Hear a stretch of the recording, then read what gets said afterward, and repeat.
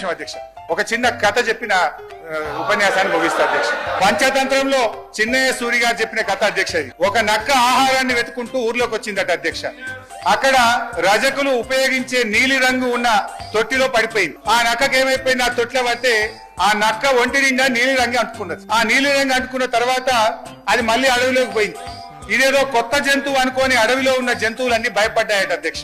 ఈ నక్క కూడా ఇదేదో బాగుంది, అందరు నాకు భయపడుతుందని నేను దేవుడు పంపిన దూతను, ఈ రోజు నుంచి నేనే మీకు రాజును అని ఆ నక్క అన్నదట అధ్యక్ష.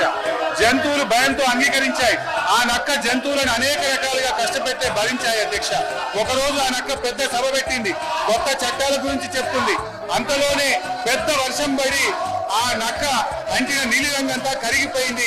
నక్క నిజస్వరూపం బయటపడ్డది. మాయ మాటలతో మారువేషాలతో పెట్టే భ్రమలు ఎక్కువ కాలంలో నిలవదు అన్నది ఆ యొక్క నీతి సూత్రం అధ్యక్ష.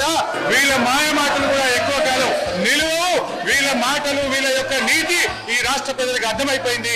జై తెలంగాణ, జై కేసీఆర్.